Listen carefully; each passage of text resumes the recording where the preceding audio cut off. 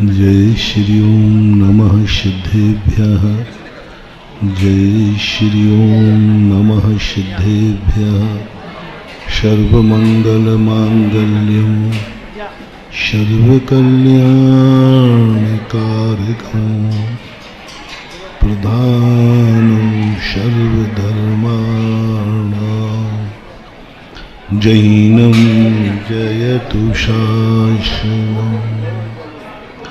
पंच परमेष्टि भगवान के आचार्य श्री गुरुवर कुंद महाराज की, आचार्य श्री पूज्य गुरुदेव विद्यासागर महाराज की, परम तीर्थ चक्रवर्ती निर्यापक श्रवण मुनिवर श्री सुधा सागर जी महामुनिराज की, पूज्य मुनि संघ की। दूसरे की निधि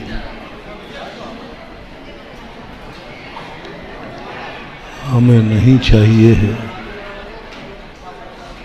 लेकिन हर व्यक्ति अपनी स्वयं की निधि का मालिक बनना चाहता है। दूसरा मेरे लिए खुशी देवे या न देवे, लेकिन मैं अपने आप में खुश रहना चाहता हूँ। दूसरे के कार्य में कर सकूं या न कर सकूं, कम से कम ये तमन्ना तो है ही कि मैं अपने स्वयं के कार्य पूर्ण कर सकूं। दूसरे को हम जिंदा रख सकें या न रख सकें, लेकिन स्वयं जिंदा रहने की इच्छा तो है ही। दूसरे को हम ज्ञानी बना सकें या न बना सकें, स्वयं ज्ञानी बनने की भाव तो होते ही हैं। दूसरे की हम निरोग रख सकें या न रख सकें, स्वयं तो निरोग रहना चाहिए। सब कुछ अपना हो, वो कैसी जिंदगी होगी? कुछ भी पराया ना हो। हमारी जिंदगी में जो कुछ भी हो सब अपना हो, स्वयं का हो, बड़ा शगुन मिलता है। कितनी अच्छा किराए का महल हो, लेकिन जो स्वयं की झोपड़ी का मजा है वो आनंद किराए के महल में नहीं। दूसरों के यहाँ भोजन सटरत भोजन करने में वो आनंद नहीं है। स्वयं की सूखी रोटी भी आनंददायी होती है, क्योंकि स्वयं की है। और स्वयं की हर चीज में हर व्यक्ति एक ही चाहता है, सब कुछ हमारा हो। मैं सोचूं तो अपने लिए सोचूं, देखूं तो हम अपना देखें, सुने तो अपनों की बात सुने, बोलें तो अपनों से बोलें, चलें तो अपनी मंजिल को छुपाएं, करें तो हम अपना काम करें। एक आनंद अलग है। पराये काम करने में कितना भी मेहनत हो, कितना भी पैसा मिलता हो, 1 करोड़ रुपए का भी पैकेज हो, तो भी वो नौकर ही कहलाएगा। और एक सब्जी का भी हाथ ठेला लगाता है, तो कम से कम वो हाथ ठेले का मालिक कहलाएगा। मालिक का एक आनंद है, अपनी स्वयं की कमाई खाने का एक आनंद है। इसलिए तुम वो गाने में गाते हो ना, खून पसीने की मिलेगी तो खाएंगे, नहीं तो यारो हम भूखे। बहुत मजेदार पंक्ति है। हर व्यक्ति यदि जिंदगी में यह सोच ले तो शायद मुझे नहीं लगता कि संसार में कोई दुखी होगा। 50% तो लोग दुखी इसलिए हैं कि मेरे पास सुख तो है, लेकिन कब कौन छीन लेगा। धनवान लोग दुखी हैं इसलिए कि पता नहीं कौन लूट लेगा। दुखी है, बहुत दुखी। धन है, सब कुछ है। जैसे आप यात्रा करते हैं और आपके पास अटैची में 1 किलो सोना है, आप सो नहीं सकेंगे। क्यों? कोई लूट ना ले, बस यही दुख है। सोने का आनंद कम है और लुटने का दुख ज्यादा। 1 किलो सोने की अनुभूति कम हो रही है, लेकिन लुटने का दुख हो रहा है, कोई लूट ना ले। यदि सारा संसार यही सोच ले, खून पसीने की मिलेगी तो खाएंगे, नहीं तो यारो हम।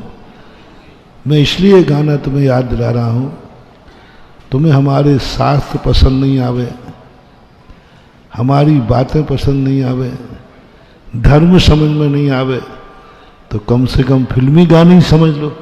कुछ तो समझो, कहीं से तो समझो। हम तो कहीं से लाएंगे, लेकिन बेटा आना वहीं पड़ेगा। फिल्मी गाने सुधर जाओ। महाराज हमें तो कोई फिल्मी गाने बहुत अच्छे लगते हैं, हाँ चलो वही करो, उसी को जीवन में उतार दो।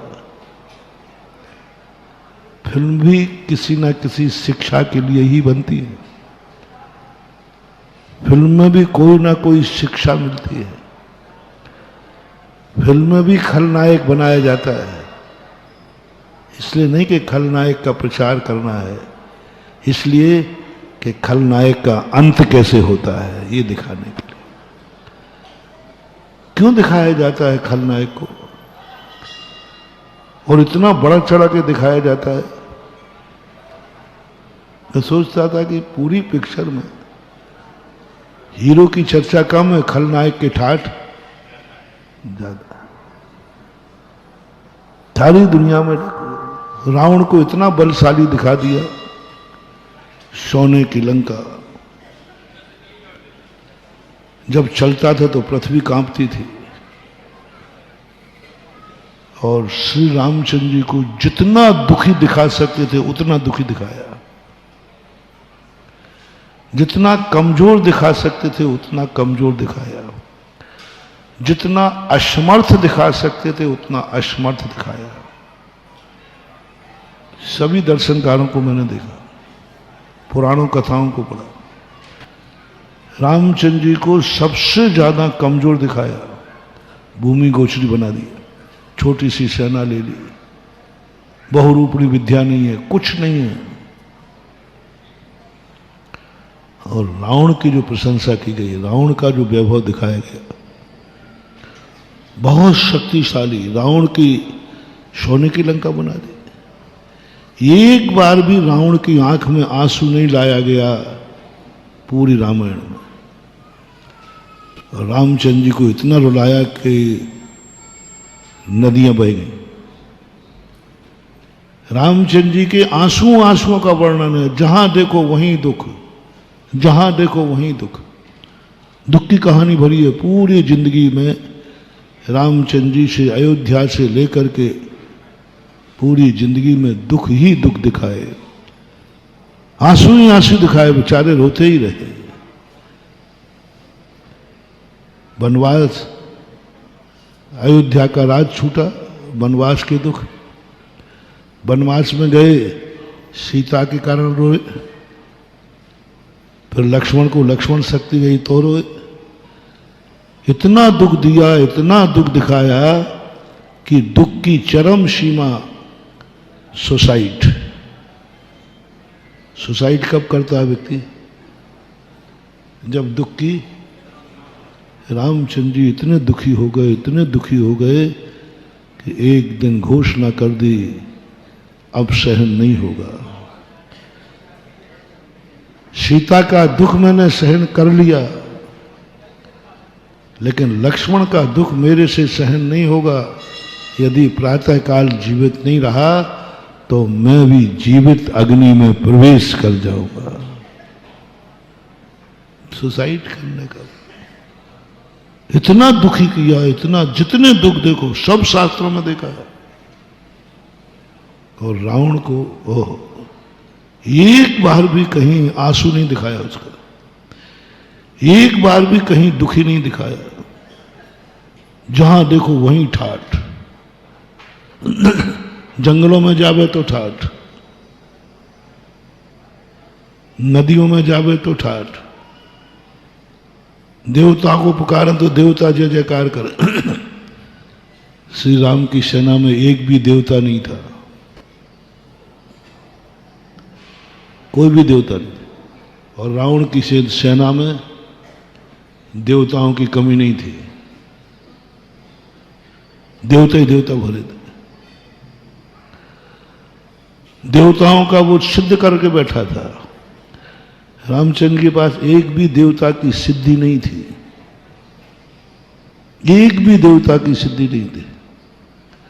और रावण के पास सिद्धियों की लाइन लगी थी, विद्याधर था, बस यस्य विद्याएं, सिद्ध की उसने विद्याएं। रावण विद्या सिद्ध करने में निपुण था। बताते जैसे रावण विद्या सिद्ध करने बैठता, आकाश के देवता कांप जाते थे, पता नहीं अब किसको सिद्ध करेगा ये। और जिसकी उस पर दृष्टि पड़ गई इसको सिद्ध करना है, रावण आज तक कभी विफल नहीं हुआ सिद्धियों में, कभी विफल नहीं हुआ। उसने जो सिद्धि चाहिए वही बहुरूपणी विद्या सिद्ध करना थी वो कर ली उसने, जो मुश्किल से प्राप्त होती है। क्यों? पहले मुझे ठीक नहीं लगता था। मैंने कही रामायण लिखी जा रही कि रावणायण लिखी जा रही? रामचंद्र जी की प्रशंसा ही नहीं, दुखी दुख। उनके सुख के दिन दिखाए नहीं जा रहे, दुख के दिन दिखाए जा रहे। जब बाद में सब साहित्य पढ़ा, जब अनुप्रेक्षाएं पढ़ी, तब लगा कि इतना वैभवशाली, इतना शक्तिशाली को रामचंद्र जी ने धराशायी कर दिया। अब प्रसार राम की हुई कि रावण की? राम की। और देखो अब रावण बहुत कमजोर आदमी था, मच्छर पहलवान था, कोई भी शक्ति नहीं थी, तीर भी उठा के नहीं जानता था, फूंक में उड़ जाता था। ऐसे रावण को रामचंद्र जी ने मारा। तो सब दुनिया क्या कहती? जो फूंक में उड़ जाते रामचंद्र जी ने मारा, तो काय के वीर थे।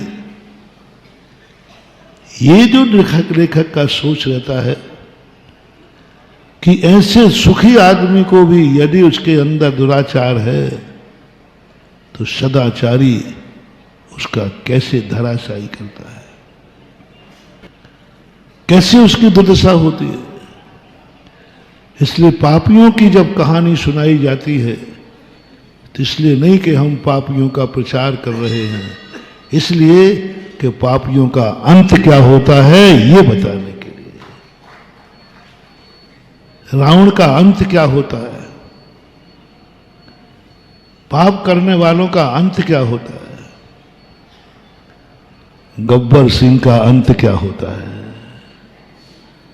हाथों से नहीं मारा जाता, लातों से मारता है ठाकुर। ये दिखाया गया। चार बलि आदि को ऐसा दिखाया गया, पर अंत में क्या दिखा गया? एक विष्णु कुमार मुनिराज की इतना उठाया, चार दुष्टों को, खलनायकों को इतना शक्तिमान बनाया कि किमिक्षिक वरदान दिला दिए। पापी थे, इतने पापी थे कि उज्जैन के अंदर अकंपनाचार्यों पर संकट ढहा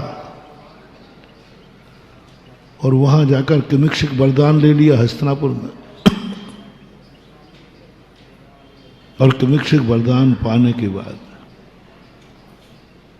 क्या चार खलनायकों का प्रचार किया जा रहा है? नहीं, दुनिया को यह बताया जा रहा है जो दुष्ट साधु संतों को, सज्जनों को दुख देते हैं, उनका अंत हाथों से नहीं लातों से किया जाता है। चाहते तो विष्णु कुमार महाराज अपना विराट रूप दिखाकर के संबोधन कर सकते थे,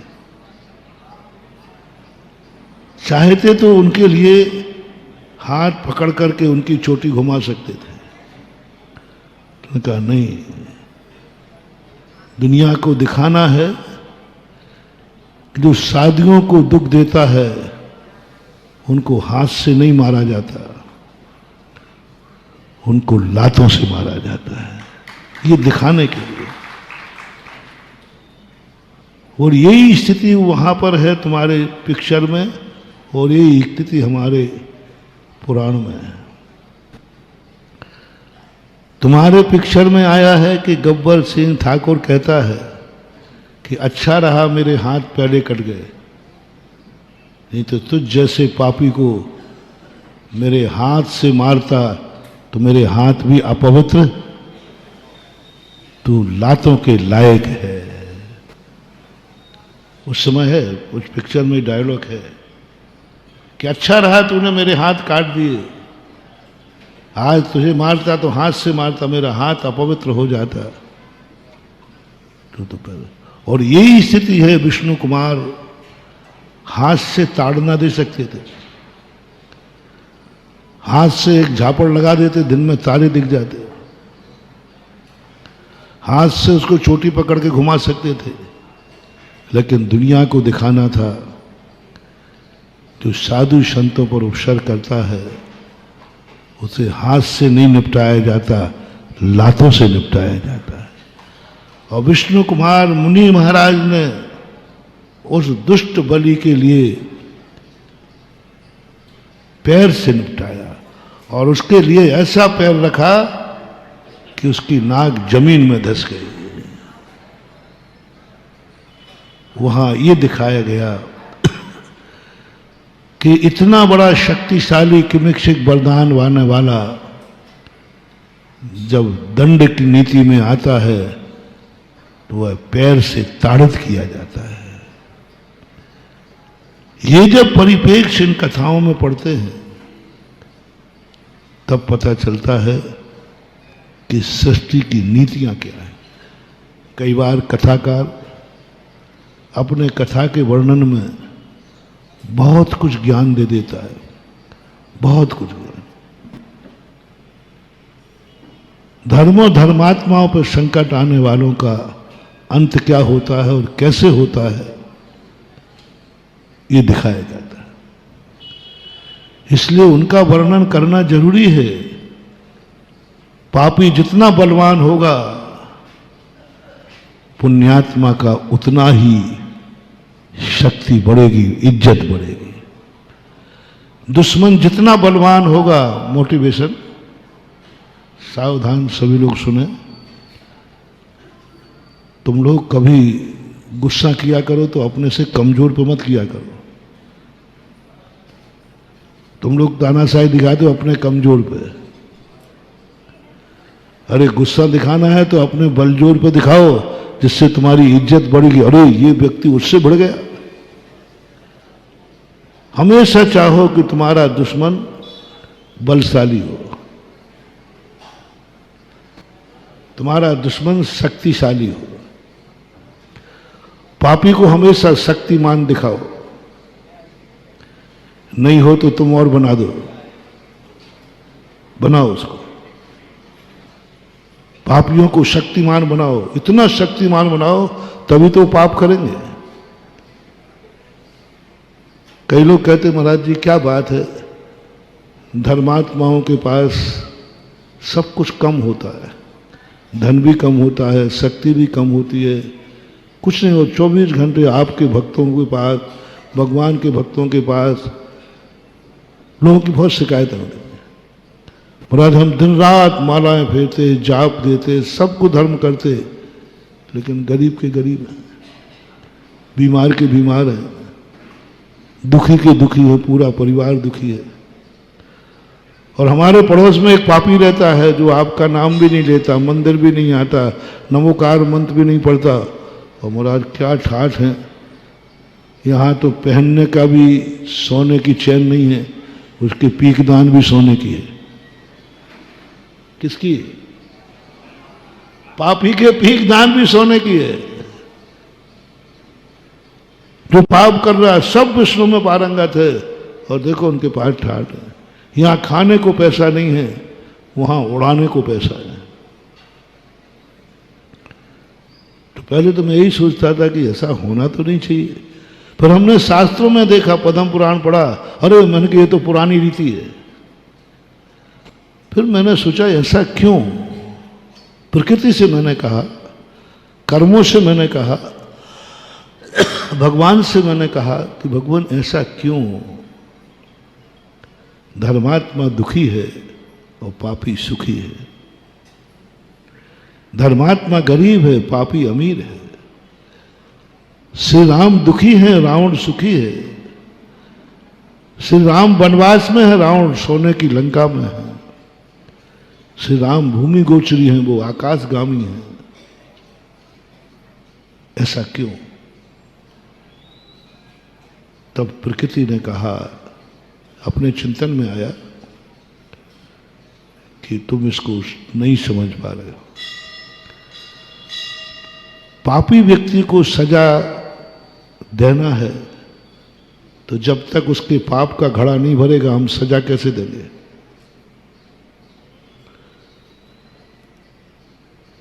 एक आतंकवादी छुपा था, लोगों ने साहब कहा वो आतंकवादी है, पुलिस वाला कहता है मैं अभी उसको अरेस्ट नहीं कर सकता क्योंकि मेरे पास कोई सबूत, जब तक वो वारदात नहीं करेगा तब तक हम पकड़ नहीं सकते क्योंकि हमारे पास कोई साक्ष्य नहीं। तो प्रकृति ने एक पापानुबंधी पुण्य बनाया। पापानुबंधी पुण्य हमारे सिद्धांत ग्रंथ में बड़ा पावरफुल होता है। पुण्यानुबंधी पुण्य तुम्हें अमीर बनाएगा ये कोई जरूरी नहीं है, लेकिन पापानुबंधी पुण्य अमीर जरूर बनाता है।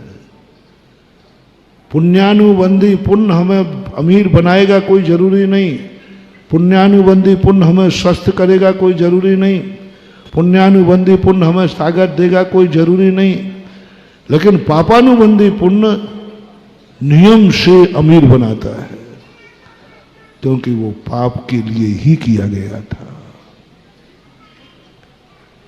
पाप के लिए ही किया गया था। पुण्यानुबंधी पुण्य तो साधु बनने के लिए किया गया था, धर्मात्मा बनने के लिए किया गया था, तो साधु बन जाएगा, अमीर नहीं बनेगा। पुण्यानुबंधी पुण्य वाले के यहां पाप नहीं बढ़ेगा, हिंसा करने की ताकत नहीं आएगी क्योंकि उसने भाव ही नहीं किया। वो तो जिंदगी भर यही सोचता रहा, हे भगवान मेरे द्वारा किसी जीव की हिंसा ना हो। उसमें जो पुण्य बांधा तो वो तो अहिंसक बनेगा, पीट नहीं सकता पिटेगा, मार नहीं सकता मरेगा।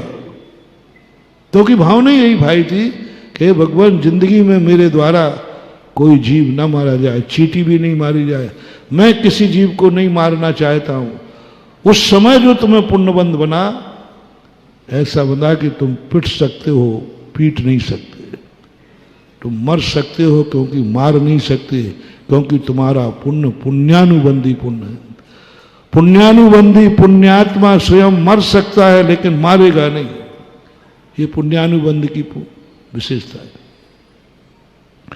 पुण्यानुबंधी पुण्य बांधा था तुमने कि मैं कभी झूठ नहीं बोलूंगा। हे भगवान, पूजा की थी, है भगवान मैं कभी मेरे मुंह से झूठ नहीं निकले। आप दुनिया तुम्हें ठग लेगी लेकिन तुम किसी को नहीं ठग पाओगे क्योंकि तुम्हारा पुण्यानुबंधी पुण्य है। तुमने बांधा ही इसलिए था कि मैं किसी को ठगूं, झूठ नहीं बोलूं, मेरी ठगी से मेरे बेईमानी नहीं करूं। पुण्य बांधा ही तुमने ईमानदारी के लिए था, तो अब दुनिया तुम्हें ठगेगी, तुम किसी को नहीं ठग पाओगे। तुमने बांधा ही पुण्य था कि हे भगवान कभी मुझे पराई वस्तु पर नियत खराब, पराई वस्तु पर मेरा चोरी का भाव नहीं हो। बांधा ही पुण्य इसलिए था। तो तुम्हारे यहां तो डांका डलेगा लेकिन तुम किसी की पेंसिल भी नहीं चुरा पाओगे क्योंकि पुण्य तुम्हारा ऐसा है। तुम्हारे यहां तो डांका डाल देगा लेकिन तुम पेंसिल भी, क्योंकि तुम्हारा पुण्यानुबंधी पुण्य है। विचारी व्यक्ति पुण्यानुबंधी पुण्य वाला तो एक ही कहता है भगवान ऐसा भाव हो जाए, काम बाण विध्वंसनाए पुष्पम निरुपमामति, मेरे काम बाण, मेरे विकार भाव समाप्त हो जाए। पुण्यानुबंधी पुण्य यही मानता है। पुण्यानुबंधी पुण्य भोग नहीं चाहता, भोगों की भूख को नष्ट करना चाहता है। मेरा काम बाण नष्ट हो जाए, विकार नष्ट हो जाए, वासनाएं नष्ट हो जाए, हर सम्यक दृष्टि को ऐसा भाव करता है। पूजा करते समय उसे पुण्यानुबंधी पुण्यबंध होता है, तो उसको इतना पुण्यबंध होगा, इतना पुण्यबंध करेगा कि वो अपनी स्व स्त्री के साथ भी संयम रखेगा। ये पुण्यानुबंधी पुण्य है। विवाहित स्त्री है, उसमें भी कहेगा नहीं, मैं संयम धारण करता हूं। पर्व के दिनों में संयम धारण करेगा, अष्टांगा के दिनों में संयम धारण करेगा, एक पक्ष का ब्रह्मचर्य व्रत ले लेगा, पराई से नहीं, अपने। दोनों दंपति हैं, दोनों ने मन बनाया, बैलेंस थे, कोई अनैतिक नहीं था, लेकिन दोनों ने पक्ष का नियम ले लिया, 25 दिन का नियम ले लिया। और एक दिन ऐसा आया कि दोनों ने पूरा संयम ले लिया। लेते हैं कि नहीं? कितने लोग लेते हैं पिछी परिवर्तन पर? कितने लोग लेते हैं माता पिता बनकर? कितने लोग बैठे बैठे संयम लेकर के? गृहस्थ की बात कर रहा हूं, हम मुनियों की शादियों की बात नहीं। आप लोगों के लिए वैलिड हैं, दंपति हैं, कोई किसी बात की ना कानून से ना किसी से पाबंदी नहीं है, लेकिन पुण्यानुबंधी पुण्य कहता है नहीं, स्व स्त्री स्व पुरुष है तो क्या हुआ, इसका भी मैं त्याग करता हूं, दोनों संयम ले लेते। ये पुण्यानुबंधी पुण्य है। क्योंकि जब तुम बांध रहे थे तब तुम्हारे मन में ये भाव आया था, पूजा करते समय ये पुण्य बंधा था, काम बाण विध्वंसनाय पुष्पम निरुपमामति। जिन्होंने ये पुष्प जो अंदर भावना से चलाए हैं, वे 96,000 रानियां भी मिलेंगी, उनके साथ भी उसके संयम लेने का भाव आएगा, उनको भी छोड़ने का भाव आएगा। मोटिवेशन जब जब तुम्हारे दोनों दंपति को संयम का भाव आवे, समझ लेना तुम्हारा पुण्यानुबंधी पुण्य का उदय आया है। पुण्यानुबंधी दोनों दंपति को संयम का भाव आया है। दोनों दंपति के लिए भाव आया है कि अब अपन शेष जीवन संयम के साथ व्यतीत करेंगे। ऐसा भाव कैसे आ गया? कभी पूजा करते समय तुमने ये काम बाण विध्वंसनाएं अंदर आत्मा से स्वीकार किया होगा, हे भगवान क्या है, इन भोगों को कितना भोग लिया, सोचा करता हूं भोगों से बुझ जावेगी इच्छा ज्वाला, परिणाम निकलता है लेकिन मानो पावक नहीं। ऐसा परिणाम तुम्हें पूजा करते समय आया होगा। कब? जब तुम पुष्प चढ़ा रहे थे, घुमेरी में नहीं, रटा हुआ नहीं। रटे हुए तो तुम लोग चढ़ा देते हो, और चढ़ाते चढ़ाते को मन में विकार भर रहे हो। कभी कभी सम्यक दृष्टि के मन में अंतर चेतना से आत्मा की पर्याय बन जाता है, उस समय उसको पुण्यानुबंधी पुण्यबंध होता है। और पुण्यानुबंधी ऐसा पुण्यबंध कर लेते हैं, ऐसे भी पुण्यानुबंधी पुण्य देखा जिन्होंने शादी के पहले दिन से दोनों ब्रह्मचर्य व्रत से रहे, जिंदगी भर विजय और विजया की कहानी एक आती है। गजब। जब मैंने इस कहानी को पढ़ा, मैंने कि कितना पुण्यानुबंधी पुण्य। वो पुण्य तुम्हें भोग की तरफ नहीं ले जा रहा है, योग की तरफ ले जा रहा है। भोग सामने है, कोई पाबंदी नहीं है, फिर भी अंदर की चेतना ने आवाज उठाई, नहीं, अपन संयम धारण करेंगे। ये है कौन? पुण्यानुबंधी पुण्य। और इसी प्रकार परिग्रह में लगा लीजिए, पुण्य है उसका, लेकिन पुण्यानुबंधी पुण्य जो परिग्रह है उसमें भी परिमाण मान रहा है। देखो ये क्या है, जो नहीं है उसकी बात नहीं कह रहा हूं, जो है।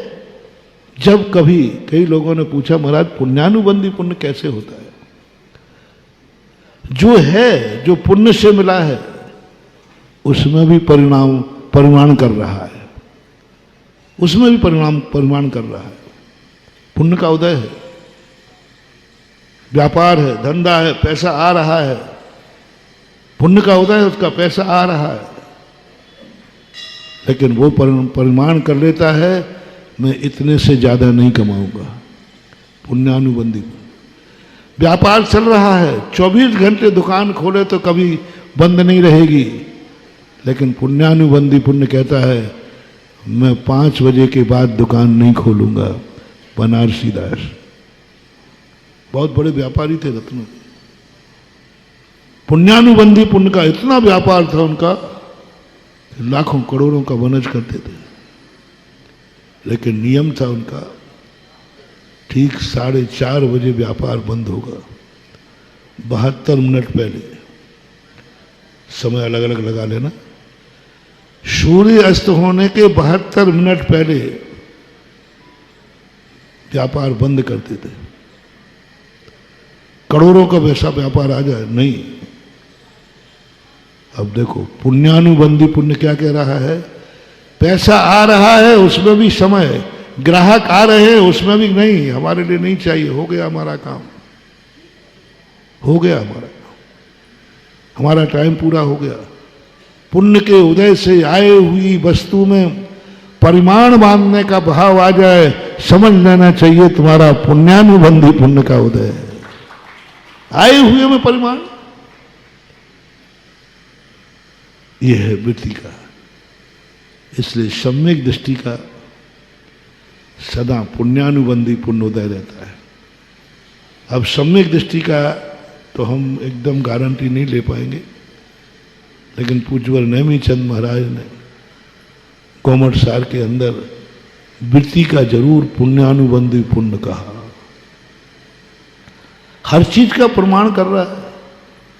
वृत्ति बनने का फायदा क्या है, गृहस्थ को वृत्ति बनने का फायदा क्या, सदा उसका पुण्यानुबंधी पुण्य का उदय रहता है, क्योंकि वो जो है उसी को कम कर रहा है, बढ़ाने का भाव नहीं है।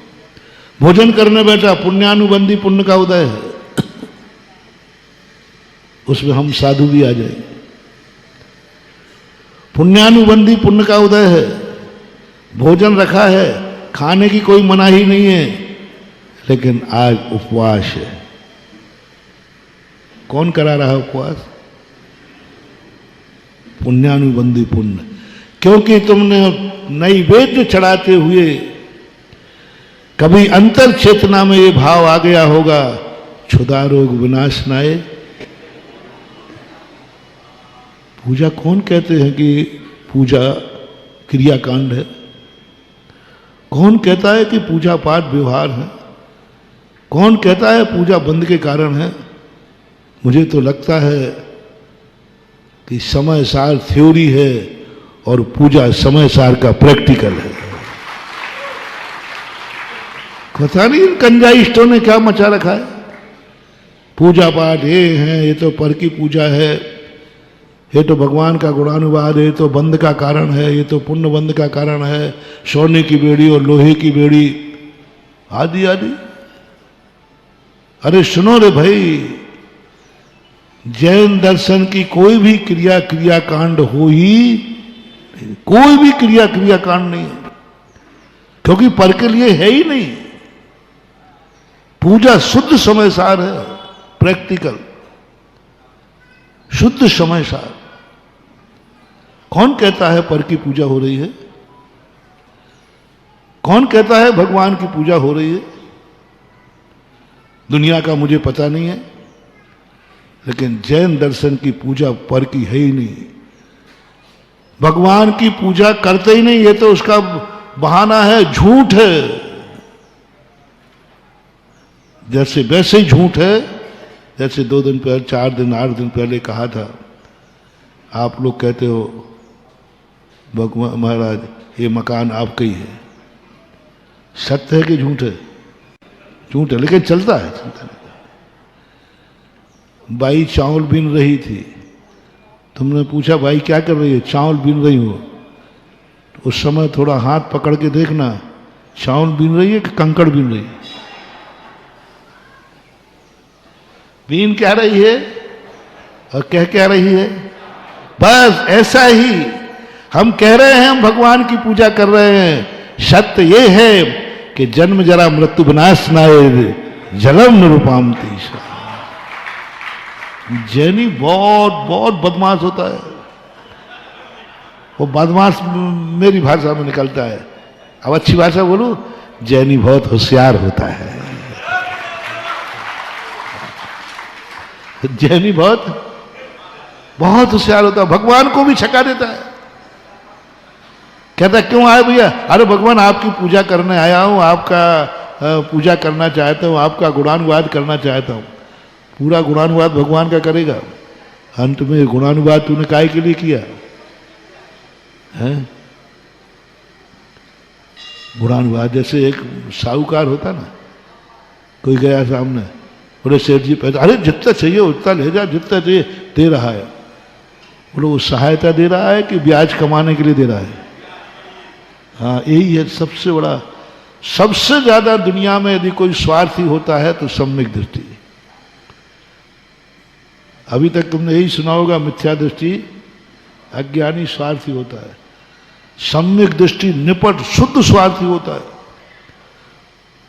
जिसमें उसका कोई स्वार्थ नहीं। सम्यक दृष्टि अनर्थ क्रिया करते ही नहीं। अब देख लो, पूजा करने आया, सबने समझा अरे भगवान का बड़ा भक्त है, भगवान का बड़ा भक्त है, देखो भगवान की कितनी भक्ति कर रहा है, गुणानुवाद कर रहा है। ये सबको दिखाने के समान है, सत्य नहीं है, सत्य नहीं है, बहुत अंदर की बात है। सत्य ये है कि भगवान की पूजा के बहाने वो अपना जन्म जरा और मृत्यु का विनाश कर रहा है। शुद्ध अध्यात्म समय सार यही तो कहता है, अजर अमर अविनाशी। वो पूजा में बन रहा है, भगवान का पूजा कर रहा है, कर रहा है। और किस लिए कर रहे हो? किसी से कहना मत, संसार ताप। भगवान का संसार के अपना संसार। अब बोलो कहां पर के लिए पूजा है? संसार का ताप मिटाना भी क्या क्रियाकांड है? जन्म जरा मृत्यु को जीतना क्या क्रियाकांड है? लो अब क्षुधा रोग पे आ गया, फिर जल चंदन अक्षत आ गया, भगवान की पूजा कर रहा, गुणानुवाद खूब किया। धीरे से पूछना काय के लिए किया है? बोले अक्षय पद प्राप्त है। ओह, समय सार में क्या लिखा है? यही तो लिखा है, यही तो लिखा है। छिज्जद्वा भिज्जद्वा निज्जद्वा अहजाद विप्लवम जम्मा तम्मा न गच्छतु तहा भी न परिग्रह मज्ज। यही तो लिखा है समय सार। मैं छिज जाऊं, भिज जाऊं, मर जाऊं, कुछ भी हो जाए, लेकिन मैं कुछ भी ग्रहण नहीं करने वाला हूं। यही तो यहां कह रहे हैं कि भगवान मुझे अक्षय पद प्राप्त है, अक्षतम निरुपामती। ये अक्ष आपको चढ़ाना तो मेरा बहाना है। यदि ये अक्षत अपने आप को चढ़ाएंगे तो लोग पागल आगरा भेज देंगे। इसलिए सारी दुनिया की दृष्टि में मैं भक्त बना रहूं और अपनी दृष्टि में मुझे अक्षय पद प्राप्त है, अक्षतम निरुपामती। स्वार्थ, कितना बड़ा स्वार्थ। दुनिया को छका रहा है, हम भगवान को अक्षत चढ़ा रहे हैं। और भाव क्या कर रहा है? अक्षय पद प्राप्त है, अक्षतम निरुपामती। नैवेद्य भगवान को चढ़ा रहा है, भगवान के गुणानुवाद कर रहा है। सत्य ये है, क्षुधा रोग विनाशनाय। अब ये कभी अंतर चेतना। इसलिए महानुभाव, जैन दर्शन की कोई भी क्रिया सब निश्चय के लिए है। पंडित जी साहब दौलत राम जी, हेतु नियत को हुई। व्यवहार जितने हैं सब निश्चय के लिए हैं। और निश्चय के लिए जो किया जाता है, कारण में कार्य कर किया जाए तो व्यवहार भी निश्चय है, क्योंकि वो निश्चय का कारण है सम्यक दृष्टि का। पुण्यानुबंधी पुण्य का देखने में आ रहा है। एक वो जोक आता ना, जोक, अमेरिका वाला एक माला फिर रहा था, हे देवता ये रूस मेरे लिए कांटा है, रूस का नाश हो जाए। और रूस वाला माला फिर रहा था कि अमेरिका का नाश हो जाए, अमेरिका बहुत परेशान कर। वहीं भारतीय भी माला फिर रहा था, वो भी सागर का था, वो भी माला, सागर के लोग मालाएं खूब फेरते हैं। और यूं मानो कि एक सम्यक दृष्टि था, या यूं मानो कि एक बदमाश था, या यूं मानो कि एक स्वार्थी था, पर था वो सागर का। माला फेरते फेरते देवता आया, बोले भाई बोल तेरी क्या इच्छा है? बोले साहब रूस का नाश हो जाए, अमेरिका वाले ने कहा, इसलिए मैं माला फेर रहा। रूस वाले से पूछा कि अमेरिका तुम क्या कहते हो? बोले अमेरिका का नाश हो जाए। अब वो भारत के से मुझसे पूछा, सागर वाले थे, उन्होंने कहा साहब हम तो सागर के लोग हैं, बुंदेलखंडी है, संतोषी प्राणी हैं, हमें कुछ नहीं चाहिए, हमें तो जो तुमने दिया है, बुंदेलखंडी बहुत संतोषी प्राणी होता है, जो है उसी में गुजार कर, हमारी कोई इच्छा है ही नहीं, तो हर माला क्यों फिर रहा है?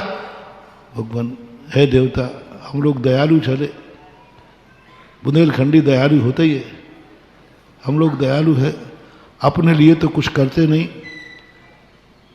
मर जाऊं मांगू नहीं, अपने तन के काज और परमार्थ के कारण मोह न आवे, अपने लिए कुछ नहीं चाहिए। इन दोनों को बहुत दिन से देख रहा था, माला फेरते हुए, इनको सिद्धि नहीं हो रही थी, बस देवता इन दोनों की भावना पूरी हो जाए, बस इससे ज्यादा अपन को कुछ नहीं चाहिए। ओम नमो हरिहंताणम नमो सिद्धाणम नमो, बस इन दोनों की माला, इन दोनों की भावना पूरी हो जाए। नमो हरिहंताणम नमो सिद्धाणम नमो हायरियाणम। देवता ने सोचा बड़ा परोपकारी है, दूसरे के लिए कर रहा है, अंदर की बात क्या है? ये दोनों निपट जाए मामला, होता है कई बार। ऐसा ही जब अपन व्यवहार में आएंगे, सम्यक दृष्टि सबसे ज्यादा नाटकखोर होता है। मिथ्या दृष्टि कभी नाटक नहीं करता। मिथ्या दृष्टि संसार में ओरिजिनलिटी रहता है, वो नाटक करते ही नहीं। जो बाहर से रहता है वो अंदर से रहता है, मिथ्या दृष्टि। वो शरीर को अपना मानता है तो बाहर से भी अंदर से मानता है। परिवार को, धन दौलत को अपना मानता है। अहमेदम एद मदम अहमेदस होम इमम एदम अन्नम जम पर दब्बम सच्चित्ता चत्त निशंबा। मिथ्या दृष्टि की अंदर से मानता है, उसमें कोई भी ऊपर से नहीं रहता, अंदर से स्वीकार करता। देह जीव को एक गिने बहरातम तत्व मुदा है। शरीर और आत्मा को एक गिनता है, अलग अलग नहीं करता। परिवार वालों को भी मानता है, कल भी मेरे थे, आज भी हैं और कल भी रहेंगे। ऐसी धारणा बनती है।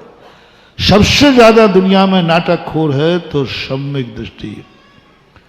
पूज्यवर अमृतचंद सूरी महाराज समय सार की आत्मख्याति टीका में कहते हैं कि संसार एक रंगमंच है, सम्यक दृष्टि इसमें पात नाटक खेल रहा है। दुनिया को दिखा रहा है कि मैं तेरा बाप हूं, दुनिया को दिखा रहा है कि मैं तेरा पति हूं, दुनिया को दिखा रहा है कि मैं तेरा भाई हूं। अंदर से चेतना में आ रहा है कोई कोई न नथी रे, कोई किसी का कुछ नहीं है। कितना बड़ा धोखा, कितना बड़ा नाटक। नाटक खेलने वाला व्यक्ति जब अच्छा नाटक खेलता है तो सामने वाले रो पड़ते हैं, उनको लगता है कि ओरिजिनल है। जब रामायण दिखाई जाती थी तो बताते उड़ीसा वगैरह में लोग अगरबत्ती और फल फूल लेके बैठते थे, अब रामचंद्र जी आ रहे हैं और सीता मैया आ रही है, लखन भैया आ रहा है, आरती उतरती थी। अब उन्हें मालूम नहीं है कि ये टीवी पर राम है, अंदर से तो अरुण गोयल है। बाहर से सीता है, अंदर से तो दीपिका है। बाहर से लक्ष्मण है, अंदर से सुनील लहरी है।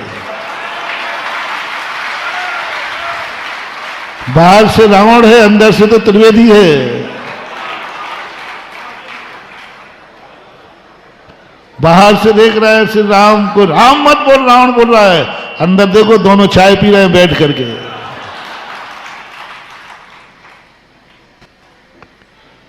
नाटक का अर्थ ही होता है।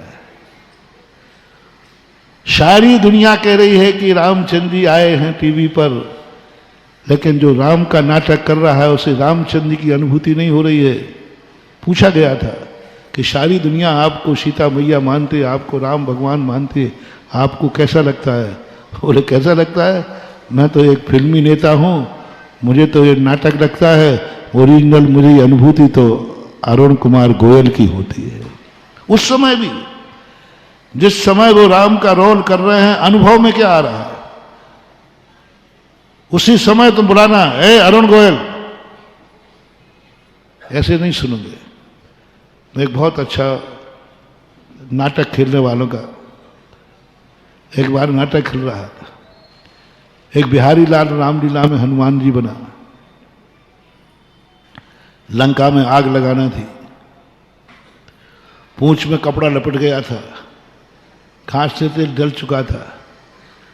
इसी समय आवाज आई, बिहारी लाल के घर में आग लगी है, आग लग चुकी। अब बोलो, हनुमान की रामलीला खेलने वाला, नाटक खेलने वाले को अंदर से अनुभव में अपना घर जलता दिख रहा है कि लंका जलती दिख रही है? अनुभव में, तो अंदर की बात बोलो। अंदर से उसके अनुभव में बिहारी लाल आ रहा है कि हनुमान? सारी दुनिया कह रही है कि हनुमान जी है, हाँ हनुमान जी, जय जय बजरंगबली। और उधर हनुमान के प्राण लेकर गए, वो जल गया वो घर पूरा।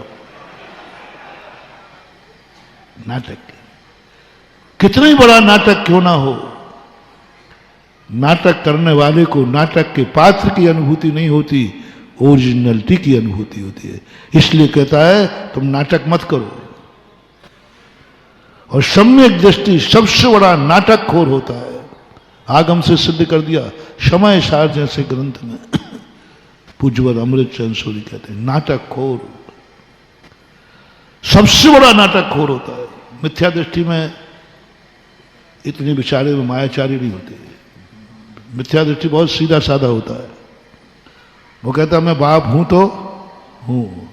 सम्यक दृष्टि तो ऊपर से दिखाता है कि बेटा तू मेरा है, मैं तेरा हूं, और अंदर से कहता है, सोच रहा है कोई कोई न नथीरे, कोई किसी का नहीं है।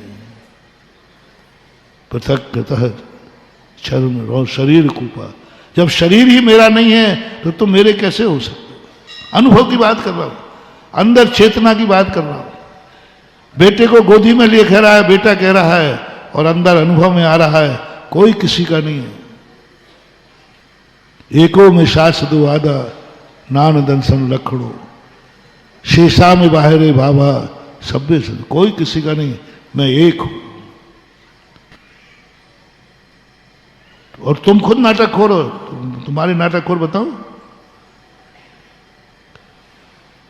घर में कहते हो बेटा पापा सब, और मंदिर में देखो मैं ये काकी ये कत्तुलिए सब ही आते, तन धन को साथी समझा था पर ये भी छोड़ चले जाते, मेरे न हुए मैं इनसे अति भिन्न अखंड निराला हूं, निज में समरस। ऐसा कुछ कहते हो नाटक। और घर में कुछ है, मंदिर में कुछ है। मंदिर में भगवान से कहता भगवान कोई नहीं है, अरे तू तो अभी कह के आया बेटा को दुकान। अब भगवान आप सर्वज्ञ का नहीं जानते हो, ये सब नाटक है, अन्यथा ये लोग सब गड़बड़ कर देंगे, हमें घर से निकाल देंगे। पूरा 100% नाटक होता है इसमें। पर पदार्थों से संबंध जोड़ता हुआ भी वो जल से भिन्न कमल है, कादे में हेम अमल है। कीचड़ में रहता है, सोना बन के रहता है। जल में रहता है, लेकिन जल से भिन्न कमल रहता है। ये पुण्यानुबंधी पुण्य का सोच। उपवास करने का भाव आ रहा है, उपवास करने का भाव आ रहा है, रस त्याग करने का भाव आ रहा है, एकासन करने का भाव आ रहा है।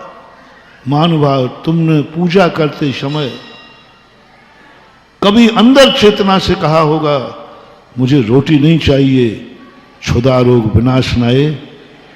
अंदर से, ऊपर से तो तुम करते ही रहते। कभी ऐसा स्पर्श हो गया होगा, कभी अंदर से आवाज आ गई होगी, नहीं मुझे नहीं चाहिए रोटी, मुझे नहीं चाहिए शतरस भोजन, मुझे नहीं चाहिए। हे भगवान, इस पूजा का फल यह मिले कि मैं क्षुधा रोग का नाश करके कर दूं, बस ये भाव आया हो। ये पुण्यानुबंधी पुण्य को आता है, ये भाव सम्यक दृष्टि को आता है। मुझे नहीं चाहिए भोजन। शतरस भोजन थे, घर में भरे हुए थे, चक्रवर्ती के भोजन है, चक्रवर्ती का वो 360 रसोइया बनाते, लेकिन चक्रवर्ती को भाव आ गया मुझे नहीं चाहिए भोजन, मेरा तो क्षुधा रोग विनाशनाए नैवेद्यम अंदर से। कहां है पर बताओ? क्षुधा रोग विनाश करने का अर्थ है भगवान की पूजा कर रहा है कि भगवान बनने की भावना भर रहा है? समय सार में भगवान बनने की तो चर्चा है। बोलो, जब क्षुधा रोग विनाश कर रहा है तो वो भगवान की पूजा कर रहा है कि स्वयं भगवान बनने की तैयारी कर रहा है? क्षुधा रोग विनाश है, किसका है क्षुधा रोग? अरहंत भगवान का। मेरा क्षुधा रोग विनाश हो जाए तो जब तुम नैवेद्य चढ़ा रहे हो तब तुम भगवान बनने की तैयारी कर रहे हो। भगवान की पूजा तो बेईमानी है, नाटक है, व्यवहार है, दुनिया के लिए कहने को है, अंदर की बात तो कुछ और है। अंदर की बात, बाहर की बात है, हे भगवान मैं नैवेद्य लाया हूं तुम्हें चढ़ाने के लिए। पंक्तियों में पढ़ता है, मैंने फलानी चीज लाया, मैं फलानी चाया, लड्डू लाया, ये लाया।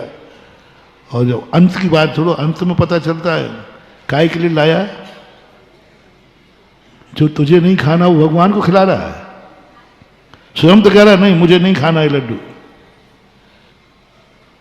चलेगा, ये व्यवहार है, व्यवहार इसे ही बोलते हैं भगवान। और अभी मैंने नैवेद्य के बाद दीप, ओह कहां भगवान की पूजा है, कहां केवल ज्ञान का गुणानुवाद है? मोहांधकार विनाशनाय, मोह अंधकार। अब अपना भी अंधकार मिटाना भी तुम क्रियाकांड कहो तो तुम जैसा मूर्ख कौन है? ऐसी हवा उड़ाई थी अभी, अब तो नहीं उड़ रही, क्योंकि अब तो हम लोग जैसों ने माइक संभाल लिया है ना। इन पंडितों ने ऐसा नाश किया है, भोली जनता को धोखा दिया है, ऐसा मूर्ख बनाया, लोगों ने पूजा करना छोड़ दिया, लोगों ने पूजा करना छोड़ दिया। बोले पूजा तो व्यवहार है, बंद का कारण है, क्रियाकांड है। पूजा के नियम लेकर के छोड़ दिए लोगों ने। मेरे सामने 50 केस हैं जिन्होंने नियम तोड़ा पूजा करना। बोले महाराज जी इसमें क्या रखा है, तो क्रियाकांड पर की पूजा है। तब मैंने राजस्थान से लौट के आया हूं, लंदन रिटर्न हूं, लंदन रिटर्न। हाँ, भारत का राजस्थान धार्मिक दृष्टि से लंदन माना जाता, विदेश। और गुजरात भी लो, गुजरात और मान लो विदेश और है, वहां भी हो जाए। यानी सारी विदेशी कंट्री से रिटर्न होकर के अब मैं इंडिया में आया, भारत में आया। इंडिया नहीं, भारत, भारत। इंडिया क्यों क्या, अपना तो देश भारत में आया। जब मैंने कहा कि क्या मचा रखा है, तब समाज को ललकारा मैंने कि ये बताओ, मोह अंधकार विनाशनाय दीपम निरुपामती, बताओ इसमें कौन सा क्रियाकांड हो रहा है? भावना भा रहा है कि मेरा ज्ञान, मैं ज्ञान घन स्वरूपी हूं। मेरी खुद की संपत्ति हो, मेरी खुद की संपत्ति हो, मेरा द्रव्य हो, मेरा गुण हो, मेरी पर्याय हो, मेरी आंखें, मेरी इंद्रियां मेरे लिए हो, पराये के लिए नहीं। मेरा धन मेरे लिए हो, परायों के लिए नहीं। मेरा हर कार्य मेरे लिए हो, परायों के लिए नहीं। मेरा हर प्रवचन परायों के लिए नहीं, मेरे लिए हो। मेरे प्रवचन परायों के लिए नहीं। पूज्यवर उमा स्वामी महाराज ने उपदेश को स्वाध्याय में रखा है। स्वाध्याय पर के लिए नहीं होता है। क्या गजब की चीज है महाराज। आप घंटों घंटों पर के लिए बैठे रहते हो, अपना काम कब करते हो? पर में लगे रहते हो। कई लोग कहते देखो महाराज पर में लगे हुए हैं, 1.5 घंटे प्रवचन दे रहे हैं, अपना कल्याण कहेंगे। उस मूर्ख को यही पता नहीं है कि साधु जैसा बनिया कोई दूसरा हो नहीं सकता। दुनिया को लग रहा है कि हम प्रवचन तुम्हें दे रहे हैं, सत्य ये है कि मैं अपने खुद का स्वाध्याय कर रहा हूं। सत्य है कि मैं अपना, लेकिन देखने में क्या आ रहा भाई? बस ऐसे ही तुम भी हो। तुम और अपन सब एक से ही बदमाश बैठे थे। आपने पूजा में भगवान को छकाया ना, आपने पूजा में भगवान को छकाया, हमने तो तुम्हें ही छका रहा हूं। बताओ सबसे बड़ा बदमाश कौन है? मैं तो तुम्हें ही छका रहा हूं और तुम तो भगवान को छकाया। अभी पूजा में कहने को आया कि मैं भगवान की पूजा कर रहा हूं। सत्य यह है कि मैं अपनी जिंदगी का सुधार कर रहा हूं। शायद ये अनुभूति अपन को आ जाए, पूजा में भी मालिक पने की अनुभूति हो जाएगी। और भगवान की पूजा करोगे तो तुम एक दिन बोर हो जाओगे, थक जाओगे। कितनी पूजा करें, कितने अभिषेक करें, नौकर बना रखा है। क्या मैं नौकर हूं क्या? ये परिणाम आएगा आपको। इसलिए महानुभाव, पूजा सेवक बन के मत करो, पूजा मालिक बन के करो। पूजा भगवान के लिए मत करो, पूजा अपने लिए जब पूजा करोगे तो तुम कभी थकोगे नहीं, क्योंकि अपने लिए जो कार्य किया जाता है उसमें कभी व्यक्ति थकता नहीं है। मैं प्रवचनों में पहले बहुत थकता था, सही करो, बहुत थकता था। इतना थक जाता था और बाद में गुस्सा हो आता था, प्रवचन देने नहीं, इनके बाप का नौकर लगाऊं क्या? कोई प्रोफेसर, कौन सा वेतन दे रहा हो? 2 रोटियां दे रहा हो तो कोई झुंडला पड़ता था फिर। लेकिन जब से उमा स्वामी ने कहा बेटा तू क्या कर रहा है, दूसरों के लिए 1.5 घंटे देगा, जिज्ञासा अलग देगा और इतना देगा नहीं, तो फिर क्या करूं?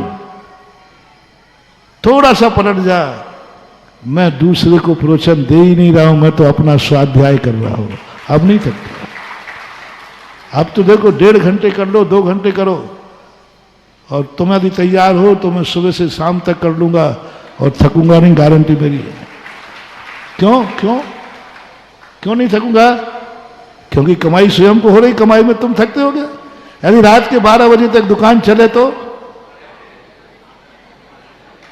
अरे महाराज जी आप तो रात भर चढ़ाओ, हम थकेंगे ही नहीं। स्वयं प्रत्यय की स्थापना करो। हर क्रिया पर के लिए नहीं, स्वयं की तरफ मोड़ दो, वही क्रिया हमें आनंद का कारण बनेगी और हम करेंगे। आपका समय हो गया। महावीर भगवान